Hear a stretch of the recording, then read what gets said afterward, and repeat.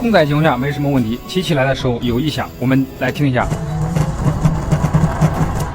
就是这个声音，有时候过一些烂路，车子还要停下来再重新拧动转把才能走。检查发现电机上2根象限有破皮、短路现象，现在用这个胶带给它绝缘一下。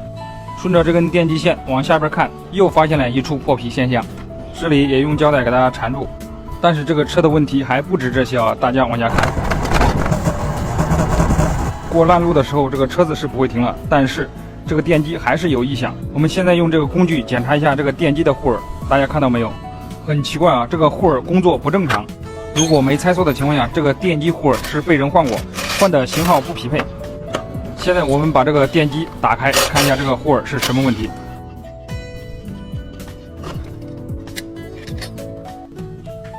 电机拆掉，我们又发现了一个问题，发现这个电机上面少了3颗螺丝，这就证明这个电机肯定是被打开过。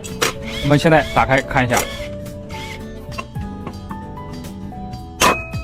这个电机很容易就被打开了。打开我们就发现这个护耳确实被人更换过，更换的这个型号是不对的。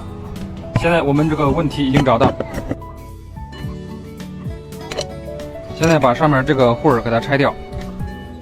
看到这个护耳上面的胶还没干，看来这个护耳刚换还是没多长时间。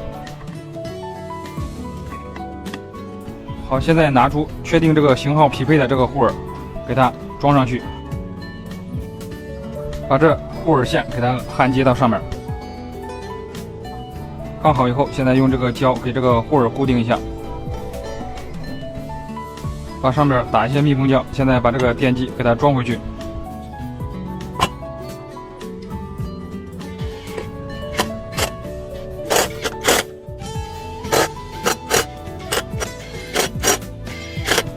好，这个电机已经装好了，现在给它装到这个车上，试一下看这个问题有没有解决。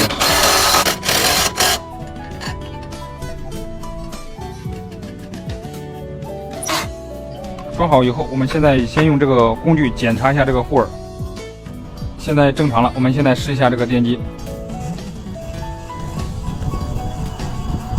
这个问题已经解决。给大家看一下啊，这个电动车的这个控制器也是被更换过的。为什么原来这个护耳型号不匹配它也能走？是因为这个控制器是这个无护耳启动带这个学习功能的。